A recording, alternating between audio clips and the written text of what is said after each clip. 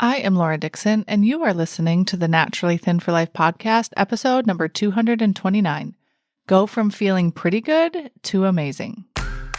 Welcome to the Naturally Thin for Life podcast. Get ready to learn how to live in your dream body, free from all the diet rules. You're going to learn the naturally thin mindset and strategies so that you never need to count, track, or measure your food ever again. And instead, you get to live the rest of your life at your body's optimal weight with the peace and freedom you've been craving. Let's dive in. Hello, friends. Welcome to this week's podcast episode, where we're going to talk about the phases you go through as you're losing weight and how it feels in your body, and also how it's reflected on the scale. And most importantly for this episode, I'm going to talk about how to really make the shift and go from feeling pretty good, even feeling great, to feeling so amazing that it almost doesn't quite make sense. And so, because for so many people, they can't always quite wrap their heads around this, I want to take this episode to help you do just that. Be able to wrap your head around it so you can imagine it for yourself and then have this amazing, incredible feeling in your body be the way that you get to live your life. And I was actually sparked recently to do this podcast episode because we had a coaching call inside the Naturally Thin for Life membership. And someone had asked me on that call how to stop bouncing around and kind of bouncing up and down with the last 5 pounds, just the 5 pounds that she wanted to lose and keep off. She said, I feel really good at 140. I feel pretty great, actually. She said, but I feel amazing at 135. She's like, I just feel so good. And you could just see it radiating out of her face, how good she felt when she was at 135.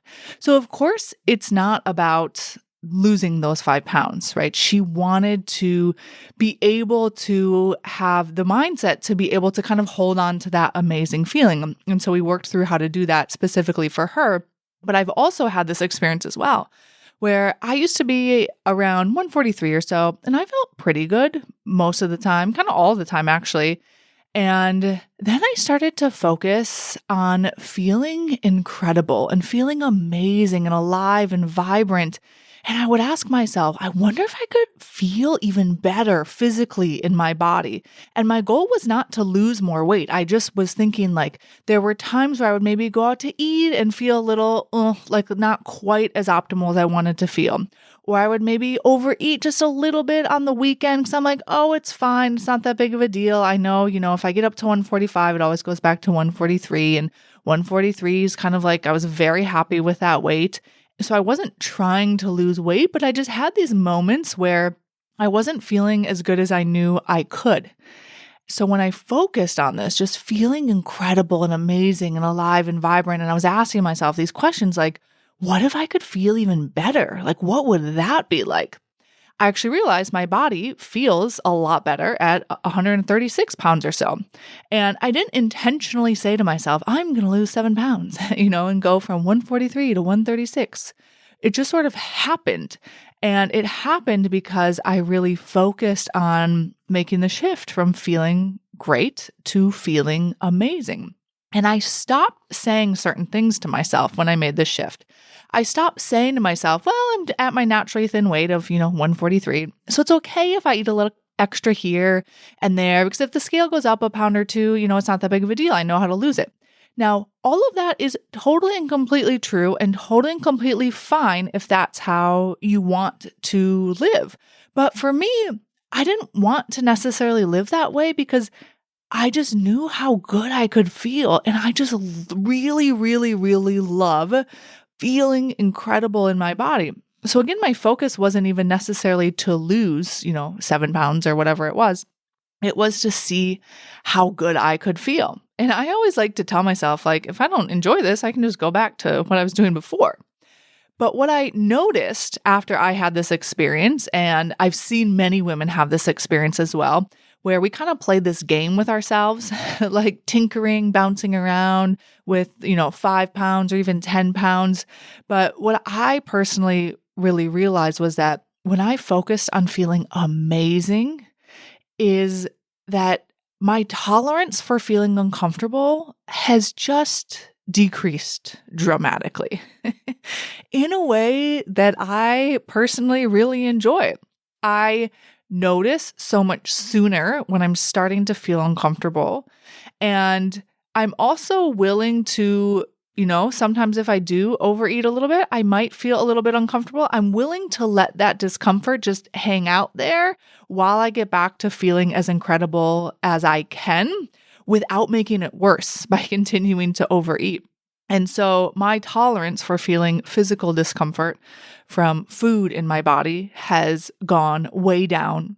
But ironically, my tolerance for discomfort, if and when it happens, has increased. As in, I'm not in a rush, I'm not in a hurry, I don't need to make it go away, which actually helps it diminish much more quickly. So in thinking about all of this and in talking with the woman that I shared had brought this up on our Naturally Thin for Life call, it got me thinking. And she said, I feel so amazing. She was like, I feel so incredible in my body, so light, so lean, so airy. And what really struck me is when she said, I feel so joy-filled. And people have described this to me, this feeling of like, it just feels magical and it almost feels unreal. And so, like I said, when I started the episode, I want to bring some realism to it for you so that it doesn't just seem like some fairy tale that maybe you could have, but you don't really believe is possible for you. I want to bring it back into the reality of that it is 100% possible for you. And as you are losing weight in the way that I talk about here, you go through these phases of losing weight and you go through phases of how you feel in your body. And I'm going to completely generalize this. Of course, it's different for different people, but it can just help to kind of give yourself a frame of reference. So the general phases I see people go through is like, there's this general feeling of just like, the heaviness. You're not feeling very great in your body. You're feeling puffy. You're feeling just a little bit weighed down, maybe a lot weighed down, right? And maybe that's when you start off. And then you start to feel, you're starting to feel a little better. Or maybe you're like, I feel, pretty okay most of the time. And then you might go from feeling pretty okay to feeling like, wow, I'm feeling better. I'm feeling pretty good most of the time. And then you go from feeling pretty good to feeling great. And then there's a transition from going from feeling great, and some people describe it as pretty good, into feeling amazing. And the shift from feeling pretty good and or great to feeling amazing is usually disproportionate to the change you see on the scale. Meaning you might lose 20 or 30 pounds in the phase from feeling, I'm, pretty good, or I'm feeling okay, to feeling pretty good, in that beginning phase. You might be like, I'm feeling good, and now I'm feeling pretty good most of the time. And that may be, 30 pounds that you lose during that period of time. And then maybe you lose 10 pounds in the phase from feeling pretty good to great. But then you might only lose 5 pounds in the phase from feeling great to amazing.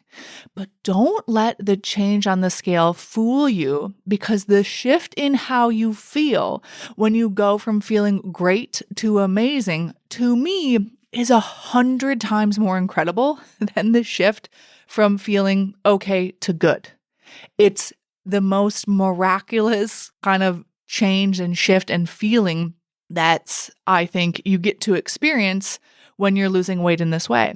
But when we're so used to dieting, we hyper focus on the number that we want to hit on the scale. And so I then sometimes see people lose weight and they get to a certain number and they think, well, I did it. I hit the number. And they miss out on this shift from feeling pretty good and or great to feeling amazing.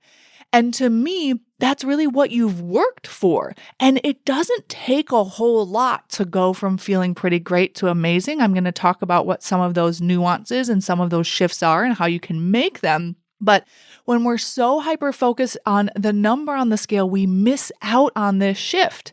It's like I was saying about, for me, if I just let myself think, 143, I'm 5'11", I'm 143, I'm pretty thin, like, great, I'm in the size I want to be at, all the things. If I wouldn't have made the shift to, but wait, what if I could just feel better physically in my body and not have it be so much about that number on the scale? I would have missed out on, for me, what's been the most fun part of losing weight, and it is the shift from feeling pretty good to amazing. There is this compound effect that happens when you go from feeling pretty good or great to amazing. And I'm going to try to describe it with a couple of analogies so, again, you can feel the reality and the possibility of it for you. And then at the end of the episode, I'm going to give you some tactical things that you can ask yourself, some shifts and nuances that you can make to really see how you personally can go from feeling good and or great to amazing. The difference between feeling pretty good and amazing and how that feels in your body is truly something that I think can be hard to fully grasp until you've experienced it. So it's a little bit like the first analogy I'm going to give you is like having a baby. And you might be able to be super excited to have a baby, right? You're thinking about all the fun things you'll do together, the cuddles, the sweet face, all of the incredible anticipation you might have. Now, side note, this is assuming that you're very excited about having a baby, right? It's the excitement and the anticipation of this brand new experience.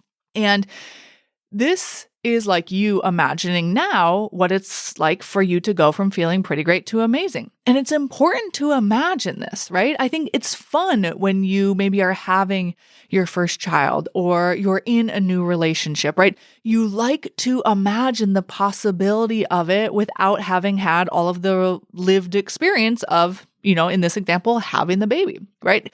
It gets you excited about the baby, connected to the baby. It helps your brain identify that you are going to have a baby. It helps your brain identify with this next version of you.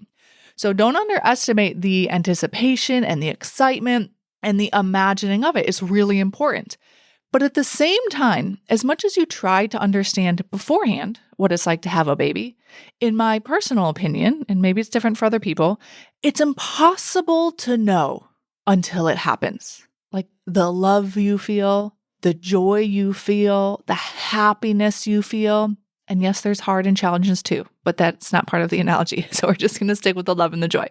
But you just can't know. For me, there's no way I could have imagined the actual experience of that love and joy until I experienced it. And I think it's the same thing with falling in love for the first time. Maybe when you're younger, you imagine what it would be like to fall in love. You envision it. You see it happening for other people in real life, on TV. You imagine it for yourself personally, and maybe with a particular person or with the person who you don't know yet. And as much as you imagine it for yourself and envision it, you can't quite understand and grasp that falling in love first time feeling until you've experienced that falling in love first time feeling. You just can't know it until you know it. And it's the same with going from feeling pretty great to amazing in your body. And even though you can't quite grasp it until you've experienced it, it's really important to still imagine it, to realize it's possible for you, to anticipate it, to wonder what it would be like. Why? Because it teaches your brain that it's going to happen for you. It teaches your brain to expect it. It teaches your brain to trial and error your way to actually having that reality. Kind of like with finding a partner. If you've imagined it, it's become so clear for you and it's something that you so want, you're so much more willing probably to go on a bunch of dates that are big flops, right? And so if you don't imagine going from feeling pretty great or good to amazing in your body, you may rob yourself of feeling amazing in your body. So it's important that you do imagine it. And for me, it actually does feel quite like falling in love, going from feeling pretty great to amazing, in the sense that you're so in love with how you feel. And because you haven't lived that way your whole life, it's this new experience and it's quite magical. The other comparison that I was thinking about to describe this is not maybe as romantic as having a baby or falling in love. It's compound interest. And so, yes, I know I'm a nerd. I really love math. I always have. And I always found compounding and finance just like super fascinating to me. And so stick with me if that's not your inclination, but I think it will also help you understand what I want to help you imagine for your own life. And this is important to understand at any stage of your weight loss, whether you're just getting started or you are in that current transition from feeling pretty great to amazing. And it's especially important in the beginning. So if you have seen a compound interest table for investing, you see how there is just this huge hockey stick up at the end of the compound interest table. And by the way, if you haven't seen one, you should go look one up. They're kind of fun. So let's say I'm going to give you a super simple example. And yes, for anyone that's super into finance and investing, I'm going to way oversimplify this just to make my point. But let's say you invest in index funds inside a 401k or a Roth and something like that, and you get an average of 10% return over decades of investing, and it mirrors the average returns of the S&P 500. But with compounding interest, when you're investing, right, in the beginning, you're putting money in and it's growing. And in those first years, you don't see a ton of growth now compared to the last years. Yes, in the beginning, the investment is growing and it's compounding, but when you see the real effect is in the tail years, in the last years. And what I mean by this is if a couple had saved $10 million by the time they were 65 in these type of investments, let's say, and they got a 10% rate of return from the time they were 65 to 100, and let's say they didn't need the money in this example because they had income from somewhere else, how much do you think that $10 million would be worth when they were 100, right? So think about it. They spent 30 years from the age 30 to 65 accumulating $10 million by actively putting money in. And then at age 65, they stop putting money in and they're getting money from somewhere else. And that $10 million just grows for another 35 years, right? So it's 35 in the beginning to get to 10 million and then 35 from the time they're 65 to 100. How much do you think it would be if we're using an assumption of a 10% return, average return, not adjusted for inflation? Just take a guess out loud. What do you think it is to yourself? Do you think it's 50 million, 75 million, 100 million? Well, the answer is it's $325 million, right? It's kind of mind-boggling. I've done this several times, and it's almost like our brains, they aren't trained to think exponentially. They're trained to think linearly. And so it's almost as if when I do this type of mental exercise, my brain is just wait, what? Are you sure? Does that make sense? So you think about it, they spend 35 years to go from 0 to 10 by actively putting money in, and then they don't do anything. Same rate of return, and it turns into $325 million, right? It's that tail effect. It's the effect of years and years and years of compounding, and it's that exponential effect that boggles our brain. And so for most of us, we don't think in exponentials. We think in linear graphs. Now, the difference between the compound interest table and losing weight is that the scale is moving faster in the beginning, right? So the comparison in the growth of the investment is not necessarily correlated, and I'm not trying to make the parallel to the number on the scale, but it's the change in how you feel in your body. So my point is this, that when you do the work in the beginning and you are losing weight and you're probably seeing the scale go down potentially quite rapidly in the beginning. And it is a little bit like, in investing, you go from 0 to $100,000, let's say in a couple of years. That's also, quote unquote, exponential growth because you started at 0. If you did a percent return on that, right? It would be, whatever that is, because you're dividing by 0. It doesn't really make sense to do, but you get my point, right? You see that growth.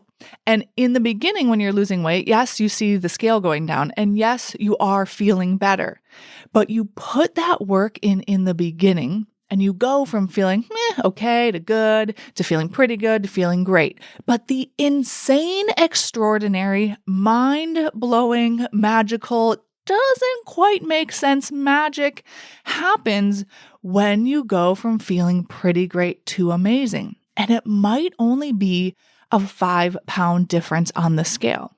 And so the effect and how you feel in your body and the effect it has in your life when you go from feeling pretty great to amazing is, to me, like that just doesn't quite make sense experience, kind of like when you think about how that investment grows. So I want you to think about for you, what would it be like to feel amazing in your body? Feeling amazing to me physically, it's just so vibrant. It's so joyful. It's like pure sunshine in my body. And that compound effect comes from going through all of the necessary phases of losing weight. It is truly a compound effect. I don't think you can necessarily go from feeling terrible to amazing, right? You have to develop the skill of feeling better and feeling better and feeling better and feeling better. And it is a skill that compounds on itself and takes less effort over time.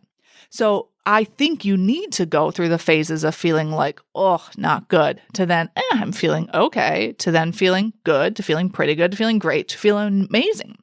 Now, you might progress through certain phases quicker than others, but when you find yourself feeling pretty good or great, and or playing around and tinkering with 5 to 10 pounds towards the end of your weight loss, going back and forth, or even in any part of your journey, I want to encourage you to ask yourself, what do you think the difference is for you between feeling pretty great and amazing?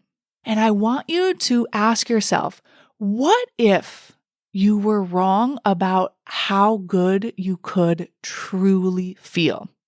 What if how you think you feel now is only a fraction of how you could potentially feel?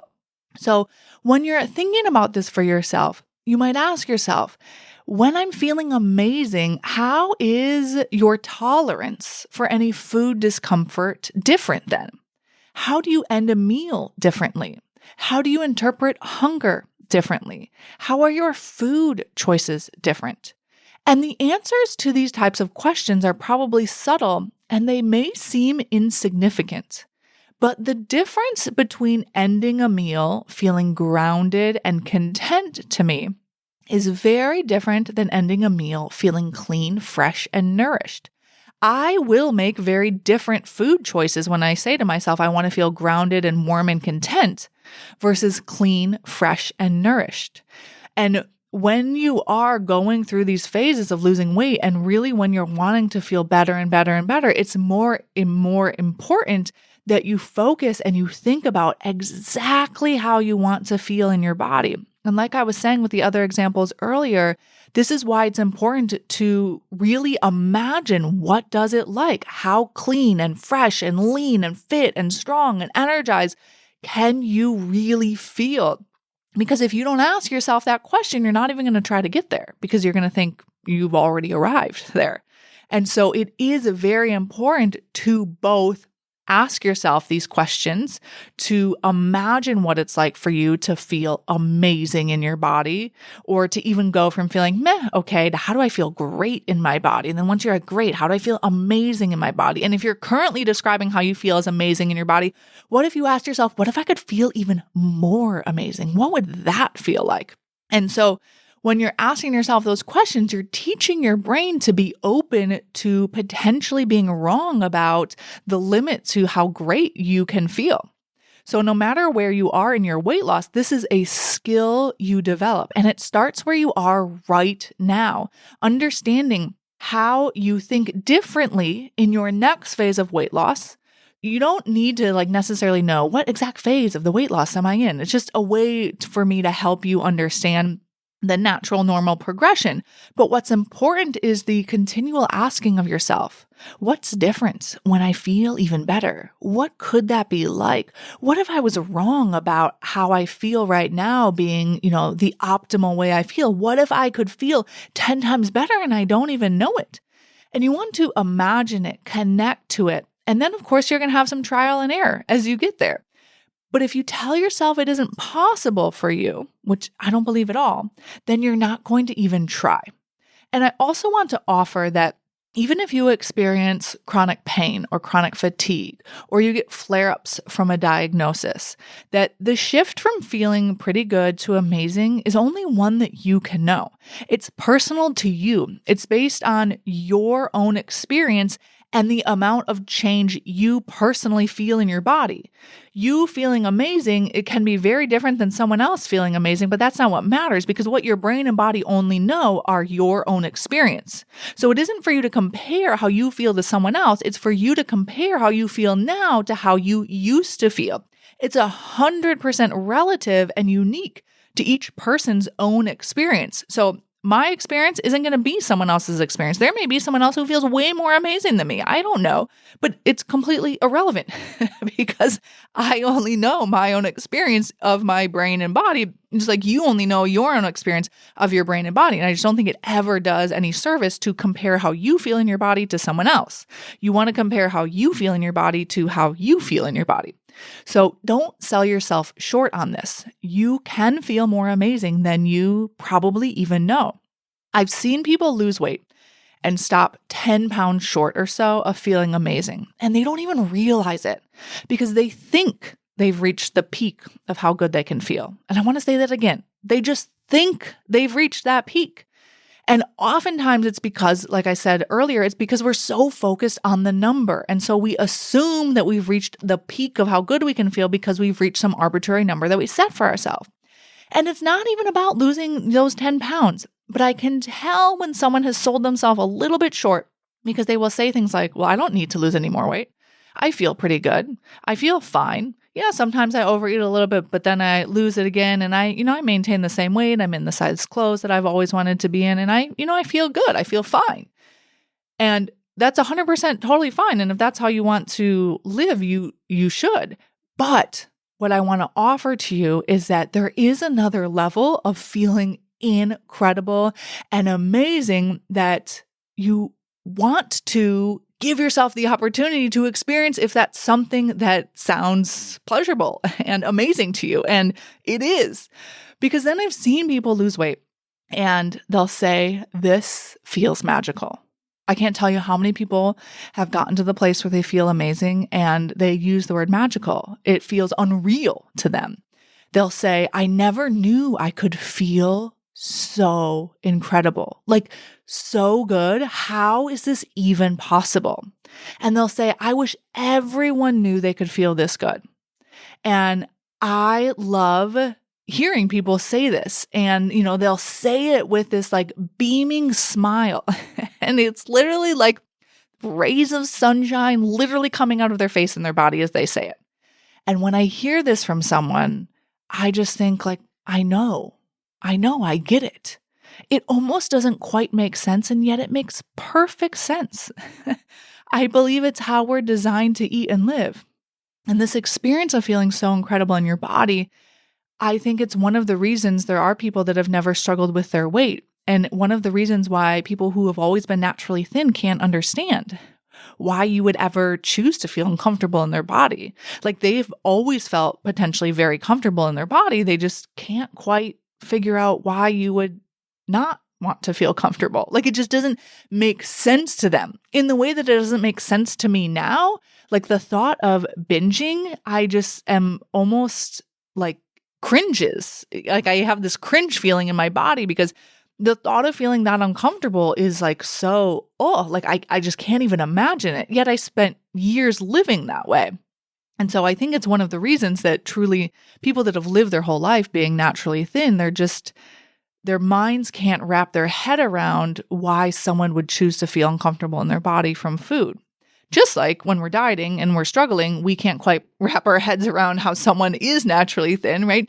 But when you go from feeling pretty good and great to amazing, it's really that just beaming radiance where you feel so good, you would never want it to go away. And it makes it infinitely easier to see food and pass because you know that it might not be food that feels good in your body. It makes it infinitely easier to know exactly what to eat for your body because you love feeling so, so, so good. So Of course, you get to decide how you want to feel. But if you have a desire to feel amazing, like sunshine coming out of your body, it's possible for you and you should go for it. You can always change your mind and go back to feeling pretty good once you've experienced it. I just don't think you'll want to. All right, friends, I hope you all enjoyed this episode. And if you are getting a lot out of the podcast, could you take a minute to leave and write a positive review wherever you listen to podcasts?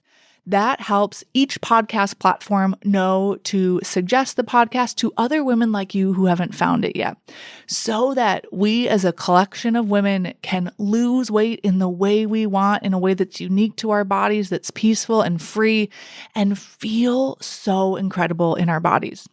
I was thinking about this as I was recording this episode, just thinking about if all women felt as amazing as possible in their bodies and they weren't following some strict diet rules and they were just feeling so good, what we would collectively be able to do. Now, I think we can collectively do a lot of things, but for me, the energy, the joy, the happiness, the just feeling so alive and who I'm able to be and what I'm able to do, the clear-headedness, the focus, there's so much that comes from feeling physically incredible in our bodies. And so I want that for all of you. So when you take a minute to write and leave a positive review, that just helps the platform that you use help other women know that this podcast even exists so that they too can decide if this is something and a journey they want to embark upon. All right, friends, I hope you all have a great week and I'll talk with you all next time.